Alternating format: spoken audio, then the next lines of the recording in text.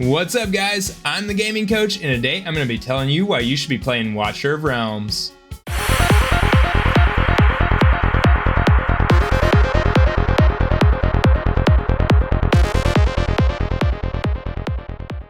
The main reason you guys should be playing Watcher of Realms is the game is actually fun. That's why most of us play games in the first place, right? The developers of this game are actually making it more fun as the game goes along. They're listening to their customers, which is a nice change of pace for gacha fans.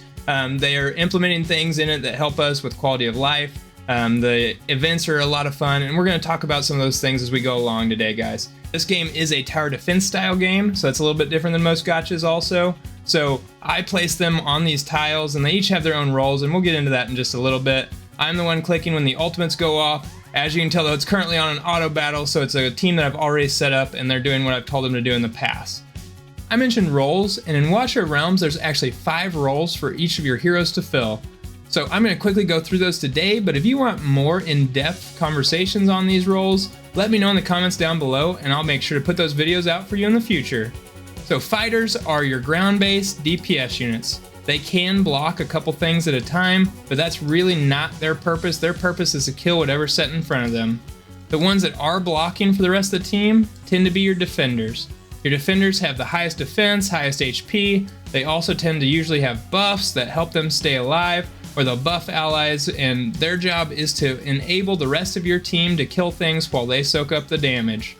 Marksmen are ranged DPS, and they are on the elevated platforms. They usually tend to have the longest range, and they do great damage, usually single target, fast firing. Some of them do have AoE capabilities, but that's not really what their class is known for. Healers are there to help your team stay alive. They also buff teammates, so they will, like Dolores for instance, can buff the attack of your units. She's not really a great healer, but she is one of the best heroes in the game because she helps your other units do a lot more damage in a hurry. Some are strictly healers, some give you shields. Others are there to rage boost, and they're there to make your ultimates come up faster. Mages are the other ranged DPS class, so they're also on those elevated platforms, and they tend to do AoE damage. Not all of them, but most of them do AoE damage, and they'll debuff units. They're also the best ones to take out heavily defended targets, so anyone coming in heavy armor and a shield, you're going to want a mage to sit there and take them out. So another great reason to play Watcher of Realms is way more free-to-play friendly than most other gacha games. So in this game, my account is definitely not free-to-play, but if you want to see me showcase just how free-to-play friendly this is, let me know in the comments down below and I'll do a whole series just for you guys. They do give you a ton of really good heroes that are used all the way through in-game, like Mari is one of the best controllers. You get her really early on, she freezes, she slows. Another hero you get really early on is Wrath. Wrath is an epic lord. You get him and you actually get his A1 also for free, so that's really handy. Make sure you guys are leveling him up. He's one of the better heroes that'll help you for a long time. You also get Olog for free, which is one of the best defenders, and you'll get him fairly early as long as you're doing what you're supposed to be doing. And he gets these huge shields. I know I just used him in Void Rift, so he is definitely still in-game viable. Another hero that they started giving out after I started playing, he wasn't free to play whenever I started playing, but he is now, is Greed, and he is a 25 cost, so really heavy. I know that guy with the ugly mug did not just call us heavy. Yeah, once you get past my chins, I'm actually pretty fit. You, on the other hand, you're just a little big boned. Hero, but he does really good damage. I don't use him as much because I didn't need to use him early on, and I have some of the best heroes in the game now. Another one that's really good is they have a permanent fusion that is Abomination. And Abomination is a fighter, but he's also kind of a defender. So you use him in any situation where you're needing damage and some survivability. I know I still use Abomination all the time, and he is, at the time of me filming this, the only permanent fusion in the game. Another great hero that's also a fighter that you get for free as long as you're doing the campaign, the storyline, you get Volca. And Volca is a game changer for many reasons, but the main reason she's a game changer is she allows you to do certain comps because she allows heroes to come back quicker whenever they are taken off the board or killed. So she is a great hero. You get her for free. You'll also get her A1 for free.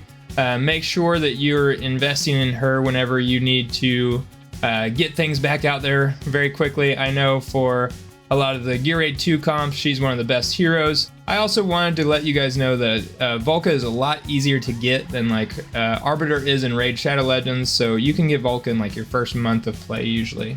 Another great thing about this game, guys, is it actually like allows you to pause it. You can think about some strategies, or I can slow it down and make sure I'm getting them placed right at the exact right time I want to. Or if I royally mess up, I can go ahead and click this restart button up here, and it does that without taking any stamina from my account. So I can do unlimited runs without any ramifications. It doesn't cost me anything, and that's one of the cooler things, because for me, I'm one of those people that like to grind out the content. You know, for Gear Raid 2, 21, this one is a lot of timing based, and you have to do it multiple times just to try to get that timing down, and then you have to make sure your heroes are geared the right way and all that stuff. So I just really appreciate how this game lets you do that infinitely without having any cost to your account. Another great feature about this game is it allows you to equip and unequip items without having any cost. So that's another free-to-play feature. So if I just want to take everything off this guy, I sure can. Or even one better, I can actually just go to one of my characters and I can switch the gear off, trade it off for another character. So I can go back and forth with my gear as many times as I want with absolutely no cost. As you can see, my gear is already back on my original character. This is an awesome feature. If you come from other gacha games, you got to kind of reprogram your brain. Otherwise, you're used to so much gold being spent on just trading out gear. This one, you want the very best sets you can possibly make, and then you're just going to trade them back and forth between your characters as you need them. Alright guys, if you're like me, another great quality of life feature is this quick star up button right here. So I didn't really love in other games having to just play campaign over and over and over again to level up characters. So in this game, all you have to do is one click this button right here. And my goodness, how fast is that? Like, it's so simple, so easy. Just quick star up. As long as you have the experience potions up here, it's going to do the work for you. All you got to do is click that button and your characters are leveled up. Another great thing, guys, that I can't show you currently is all of the fragment collectors or the fusions have been relatively easy so far. So they're not paywalled behind having to summon a ton of shards, and this game gives you more shards than most games anyways. So just go into those events without that fear of having to save up for months upon months just to be able to complete a fusion. And more amazing things from the developer, guys.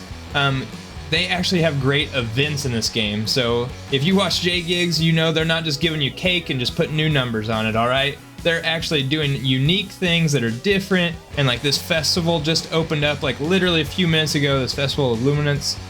So I'm looking forward to giving you more content on that. I know that the event calendar is something that's different for me as well from most games. It tells you what's going on pretty much a week in advance, so you can plan out your activities. I know when I'm going to do my gear raids, I know whenever I'm going to do my artifact runs.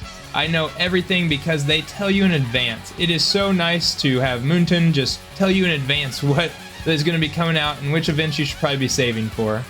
Thank you so much for watching this video on why I think you should play Watcher of Realms. Please let me know if you guys have any questions in the comments below. Hit that like and subscribe button, guys. I know on my other YouTube channel it took me a long time to get it off the ground, so please help me out by getting this one going a little bit quicker. Moonton, thank you so much for making a great game. I really appreciate your development and how you're listening to the players and the quality of life things that you guys have brought into the game. Please keep going.